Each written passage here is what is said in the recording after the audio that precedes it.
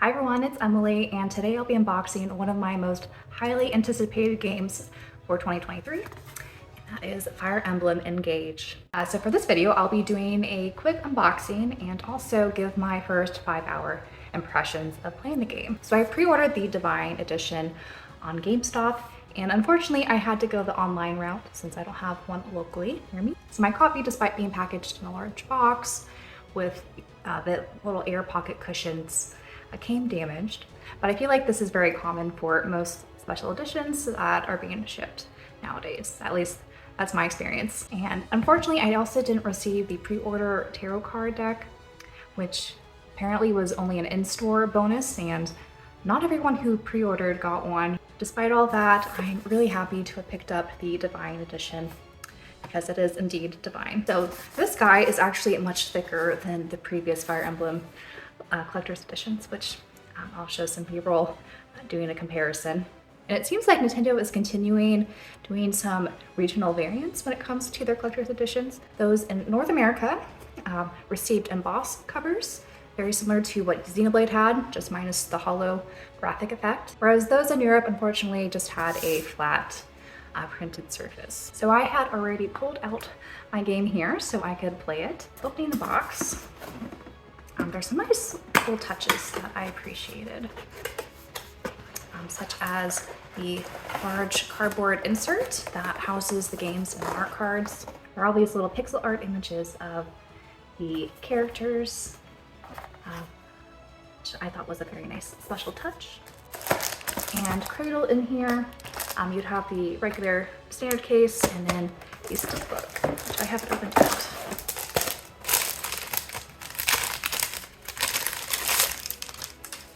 Steelbook looks awesome. This little emblem in the back, and they did print the name of the game on the spine this time, so that's good. And we have a map shown inside. So the art cards have some nice foiling on the little envelope package that opens right up. You have photos of all of the heroes, and there's a bit of a holographic sheen to it, which is pretty awesome.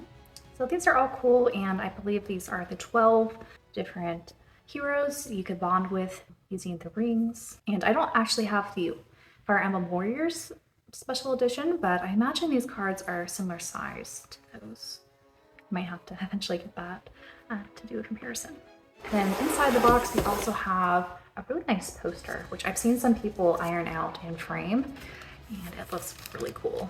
I might need to do that actually, since it has pretty good print quality. And then lastly, which I think is really awesome, is we have a hardcover photo book. So it looks like the art book is full of concept art for both the landscapes and the different areas you visit, and also a ton of character art, which is one of the things I really enjoy about video game based art books.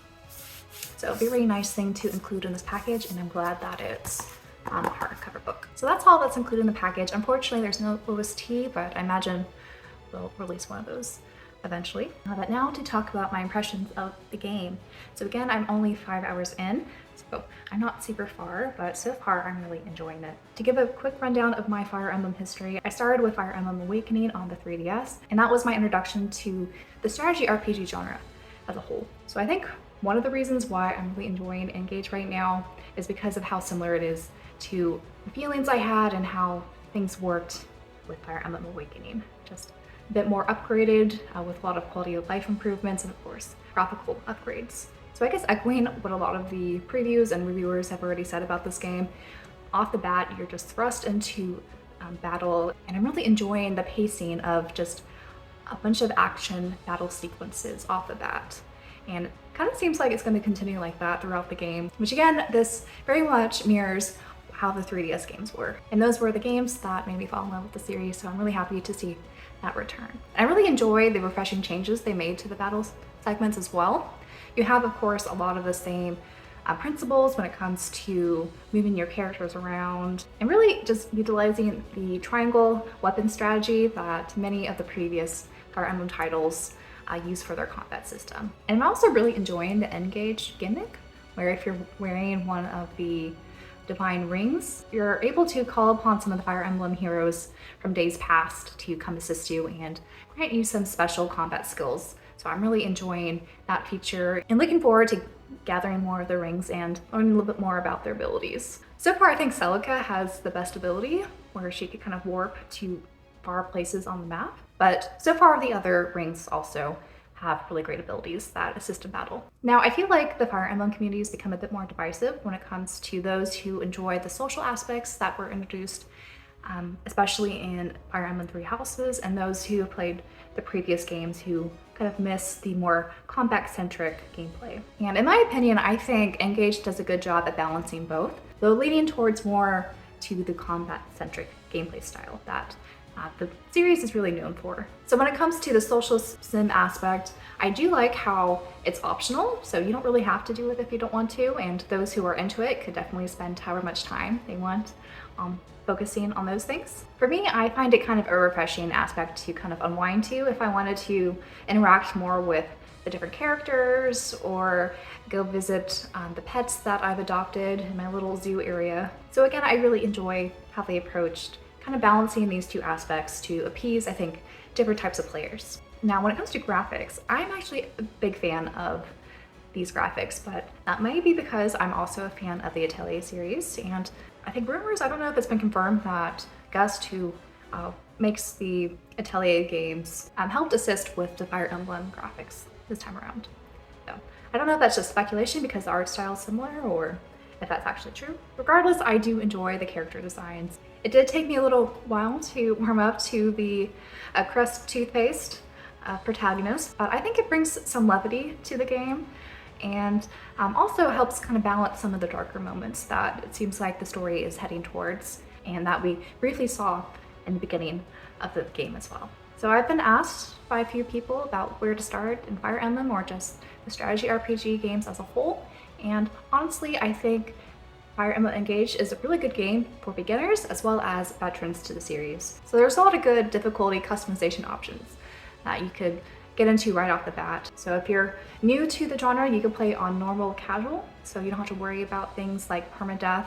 Years ago when I started Fire Emblem Awakening, I began on casual mode, and honestly I thought that was a really good way to start, to familiarize myself with the series and how the tactics gameplay work. And eventually I opted to turn casual mode off. I really enjoyed the thrill and I guess the tension when it comes to playing at high stakes where a character from your party could permanently die and not be in the story anymore. I think this aspect is something that's missing in a lot of tactical RPGs, and so usually when I play those, it's hard for me to not cross-compare with how Fire Emblem handles the permadeath situation. Now, you certainly don't have to have permadeath on to enjoy Fire Emblem at all. I think once you start hitting into the gatekeeping territory when it comes to how to play games, whether you play on the easy difficulties or the extremely hard difficulties, it really does not matter at the end of the day.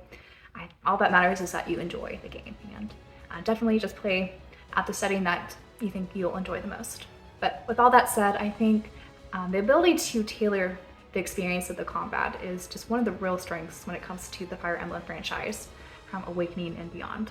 So I guess those are all of my first impressions when it comes to the game. I think it's really enjoyable and it can be enjoyed by a lot of different people, either those new or familiar with the franchise. So I am again just 5 hours in, and I just met up and recruited Anna, who is a lovely merchant that you see throughout the Fire Emblem franchise, and she's definitely one of my favorites. She's in no way one of the stronger units in the franchise, but I enjoy her regardless. But yeah, I'm looking forward to playing more of this game, and at the rate I'm going, I'm hoping to maybe wrap up by the end of this month to give my full impressions of the game after beating it. So let me know if you've picked up Fire Emblem and started playing it and what your thoughts are so far. I know the circles and Twitter can be a bit of an echo chamber at times, but so far I've been seeing a lot of people enjoying the game as much as I have, and hoping that that continues as we progress a bit further in this game. So I'm gonna go back and start playing more of this, and until my next video, bye guys.